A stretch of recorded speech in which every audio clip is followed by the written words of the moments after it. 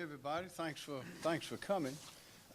As you know, we just had a meeting. We've got a lot of talent in South Carolina, and all of it is being assembled. We collaborate, communicate, and cooperate to be sure that anything that needs to be done, whether it's hurricanes or floods or anything else, we have the people, have the brain power to know what we're doing and to do it just right. As far as you all hear about the coronavirus, which is something new on the medical scene, which is one reason that it is attracting so much interest, because it's a new kind of virus. But I would say if I could quote the group, the Eagles, my advice is to take it easy. Don't get all excited. This is not a hurricane. It's not a flood. It's like the flu. This coronavirus, you could call it the first cousin to the regular flu, and probably everybody in here has had the flu or a cold. And what do you do when you have a flu or a cold? You go home and you call your doctor, and you go home. And so that's what, if you have the flu or you have a bad cold, call your doctor, go home, stay home till you get well. This particular virus, unlike the chicken pox, which is carried in the air, can float around, the other things, diseases that are airborne. This one is not airborne.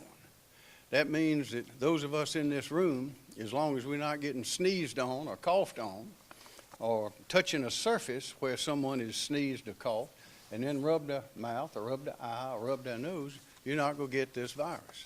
It is not airborne. It is transferred by contact.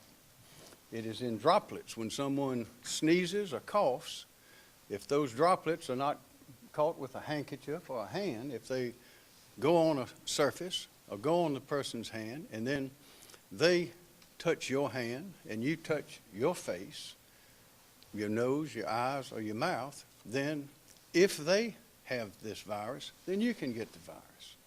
It's just that simple. So if you just do what your mama told you all those years ago, and that is, if you go sneeze or cough, cover your mouth. If someone is sneezing or coughing, stay away from them. Or wash your hands all day long. The main way to kill this virus, if it is present, is how? Not with some dramatic chemical, not with radiation, not with the atomic bomb, but with warm water and soap.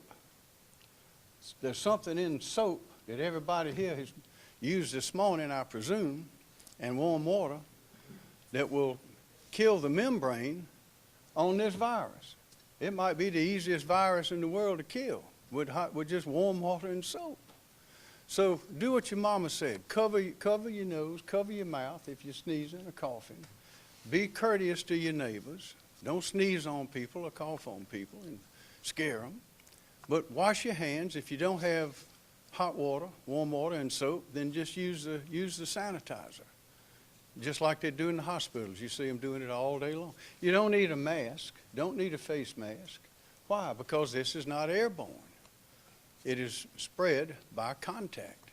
And we have how many cases in South Carolina? 0. How many in the U.S.? Very few. We've had 2 deaths in the United States since this whole thing started. So again, I say take it easy. Don't panic. You don't need to stock up on anything except maybe hand sanitizer. Have some of that, but everybody's got soap and water. And I assure you, as you saw the people that were here earlier, and many of them are still here standing with us, we have people that know how to do these things, what precautions need to be taken. Those are the ones that I'm telling you about. But again, if you think you've got a bad cough or the flu, then what do? You call the doctor, you go home, and you take it easy. So that's our message. And we will be continuing to meet and communicate to be sure that South Carolina is way ahead of everybody in getting the best information and disseminating that to all of those that can give it out to our people, all 5 million of us. With that, Dr. Toomey, please. Thank you, Governor. Yes, sir. Now wash your hand. I'm going to. Give me some of that sanitizer, please. Good morning. My name is Rick Toomey. I'm the director of DHEC. And at DHEC, we are closely monitoring the emerging public health event, the coronavirus or COVID-19. Part of our mission is prevention, but the other part of our mission is education. And education, such as the meeting we had this morning, sharing information with each other, sharing information with each of you, is so important with regards to this virus, the COVID-19. With us today is Nick Davidson, our acting director of public health, and Dr. Traxler, one of our DHEC physicians. And I'm going to turn it over to Dr. Traxler to give an overview of where we stand. The important part that is really exciting for DHEC for us right now is the CDC authorized the DHEC lab as of Thursday evening that we can do testing here now. So we are authorized to do testing. So samples do not have to be sent from any hospital in the state to Atlanta. They can come to Columbia. Part of that next focus is to disseminate those testing capabilities to regional hospitals and to hospitals. But we made a wonderful breakthrough with the CDC getting the testing kit out to state labs, and we again have that capability here in the state. Dr. Traxler, and thank you. I'm going to take some. I want it back. You want it? Who said that? The infectious disease. Good morning. Thank you, Governor, and thank you, Yes, Director Toomey. We at DHEC are very closely monitoring this rapidly evolving situation that is rapidly evolving both worldwide and the United States. However, I want to reiterate what Governor McMaster said. There are no cases confirmed in South Carolina at this time. DHEC will notify the public if there were to be a confirmed case. I want to also reiterate what the governor said about the methods of prevention for this. Again, most importantly is that hand washing. Soap and warm water frequently for at least 20 seconds. It's roughly as long as it takes to sing the alphabet song. And use the hand sanitizer if you don't have soap and water, as we just saw a great example of. Another cleaning method we want to use is disinfecting surfaces, hard surfaces that are touched frequently. Do that very often with just your common, household disinfectant. Practice good respiratory etiquette. Cover your cough when you cough or sneeze. Throw away your tissues immediately after you use them. And then stay home when you're sick. Don't go to school, work, other crowded places, but stay home. Save the masks for the healthcare workers and folks who may need them at some point. And again, understand that at DHEC, this is what we do. We prepare on a daily basis for diseases such as this. We are monitoring the situation and remaining in close contact with the Centers for Disease Control and Prevention and following their guidance. If people think they are ill, we encourage them to call their physician. And then in regards to the testing, it is exciting that we have this ability now at our lab. However, people still need to meet the CDC criteria to be tested, and all testing does have to be authorized by DHEC, so specimens cannot just go directly to the lab. So with that, I will turn it back over to Governor McMaster. Thank you, sir. Thank you, ma'am. Again, it's not airborne. If you're walking through the mall, you're not going to catch it unless somebody sneezes on you or coughs on you, because it goes in droplets, that is like raindrops, and they go down to surfaces. Or they can be on your hands if you sneeze or cough in your hand. So that's why we ask people, when you just wash your hands, warm water, do what you ought to be doing that. We all ought to be doing that several times a day anyway, because of other things that we can catch.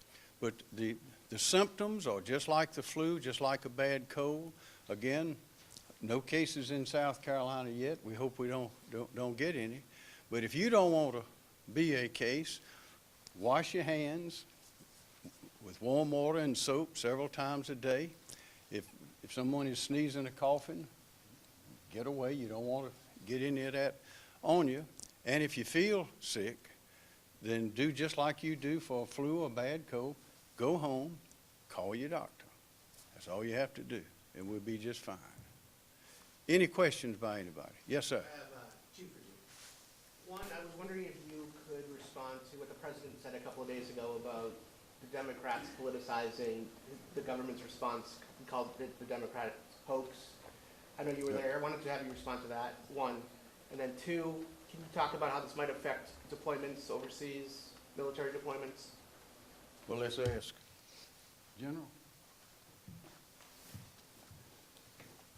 Right now, from the South Carolina National Guard's perspective, we're not tracking any information that changes any of the plans that we have for deployments.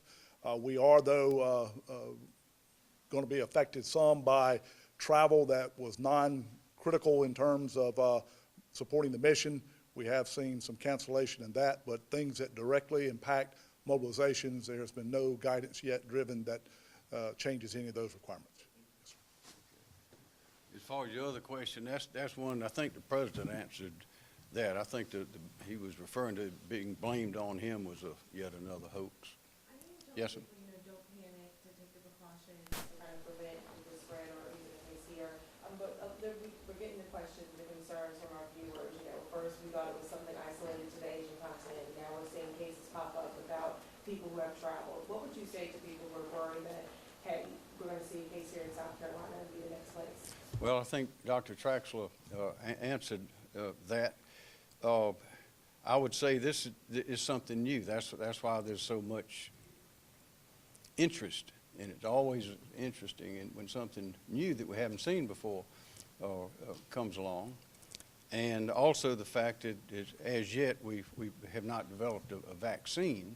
You can get a vaccine for most kinds of flu these days, but again, this is an easy thing to protect yourself against. All you have to do, because of the way that it is being spread, and it's by contact. It's by contact. It's not airborne, and that is you have to touch those droplets and somehow get those droplets in your eyes, your nose, or your mouth. And if you don't do that, then that is the way that this is spread. And if you don't do that, then you're not going to contact it. You're not going to have it.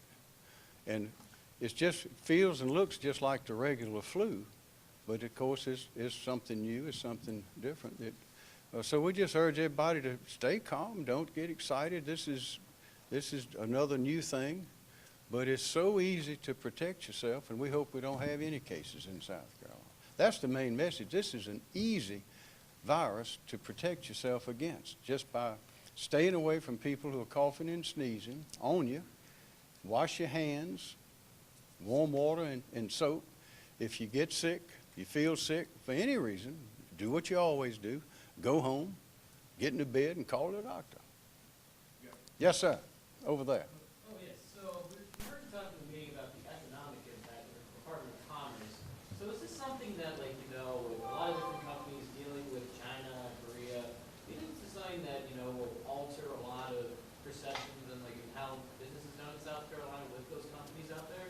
Well, that's a part of free enterprise. You never know when the logistics chain is going to be stopped or diverted, and so that's why, as we were speaking earlier, that all businesses always have plan A, plan B, and plan C to get the things that they need. And because a lot of these parts come from Asia, come from China, there are plans being made to address that. Yes, sir. Dr. Bundy, possibly comment on that? I know we're from the upstate, so we have states that the BMWs are concerned. You mentioned something about a business and Yes. being able to do some replacement parts, kind of what we're seeing from the economic impact. Sure. I think the governor alluded certainly to we obviously are working in a global supply chain, and some of that supply chain is from Asia, some of it's from Mexico, some of it's from Europe, and you have some great companies in the upstate. We have some great companies all over this state, and they're all working daily to maximize those supply chains. And when there's an interruption, and it might be COVID, it might be a hurricane, it might be anything, those companies are working ways to solve those interruptions as quickly as possible, and they will be resolved, and life will go on. So I think the comment I would make would be that resolution is always in process, and the governor alluded to the contingency plans, and believe me, they're in full force. So everyone's working on no shortages or minimization of those. See, really, the good news in all this is our economy is so strong and manufacturing is so strong that we're worldwide. We get things from all over the world and send things all over the world. But there are always disruptions in these supply lines. That's why people are working on logistics. So you could, if you talk to Jim Newsom down at the port, you'd be amazed at the kind of logistics that they deal with. A good example is that boat, the ship that turned over in Georgia. That was a disruption in the supply line for sure. That was a major disruption. But those are a part of the marketplace and part of the standard operating procedure for businesses. And what we're saying here, this is standard operating procedure for anything, just like a flu outbreak. In fact, in the United States so far this year, starting with the flu season, the regular flu season, about 16,000 people have died in the United States since September till now, and they've been tested about 260 or 280,000 cases. So that's just the regular common flu that we're so accustomed to. Well, this feels like the flu. That is the symptoms of what you'll feel, but it's different. So again, if you get the flu, you get a cold, do what you do when you always do. Do what Mama told you: is go home, go to bed, take it easy, and call your doctor. Governor, Yes, sir. the governor of Florida said besides their 2 confirmed cases, they have been monitoring hundreds of others and had some negatives. Can you talk about, I know the state has no confirmed cases, has DHEC been monitoring anybody or had any negative test results? Doctor? Governor. All right. Hi, Nick Davidson, Acting Director of Public Health with DHEC. You're exactly right. We don't have any confirmed cases.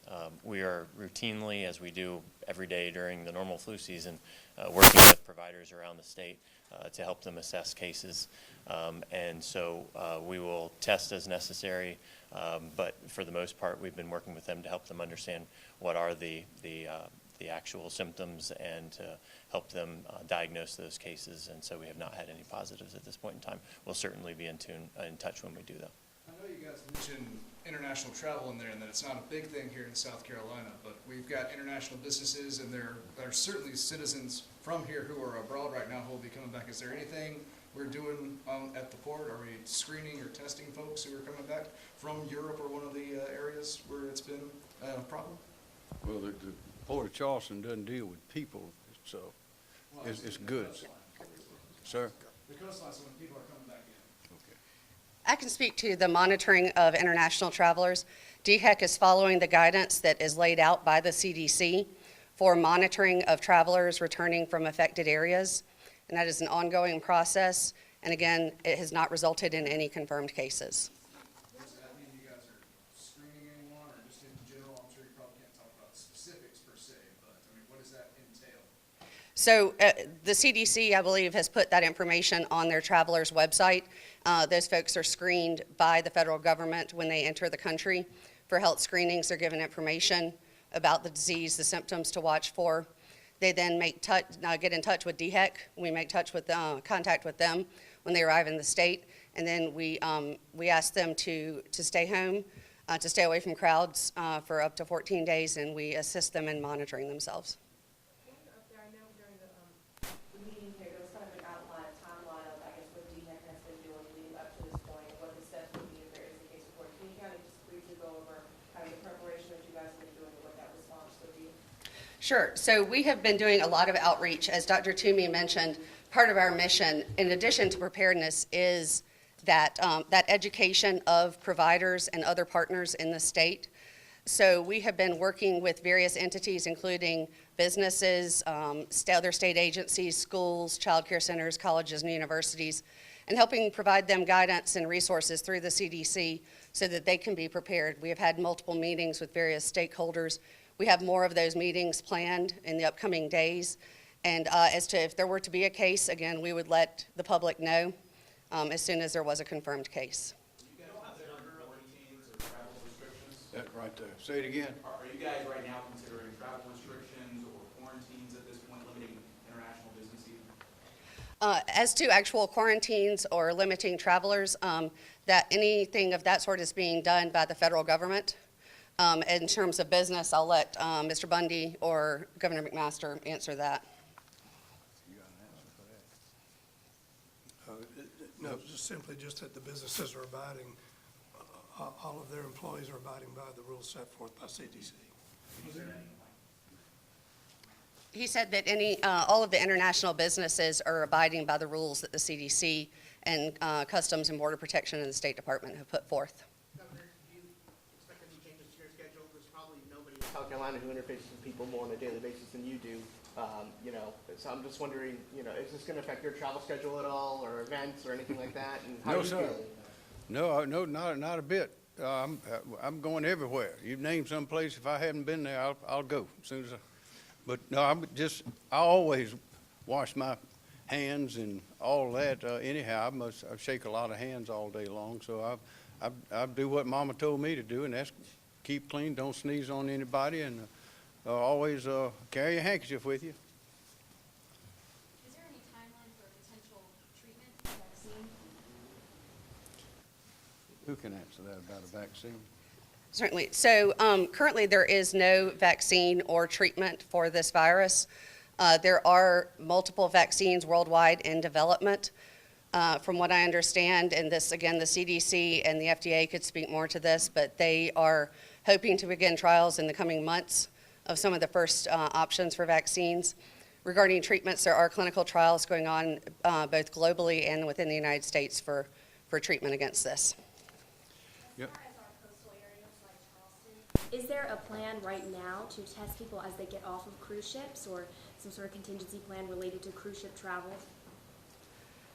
Again, we are just following the CDC's guidance at this point, and there is no specific recommendation for screening of passengers who are just getting off of your regular everyday cruise ship. Two more questions. Can you talk about the opportunity, maybe Governor, this one's for you, or Director Bundy, about maybe some of the businesses having to produce replacement parts for the affected parts of China? Sure. So some of those businesses, quite frankly, have found some new suppliers here in South Carolina. And we're as a group of collaborative companies, we're always trying to work with each other in the supply chain. So some of that's going on as we speak, and some of that's coming from here in South Carolina.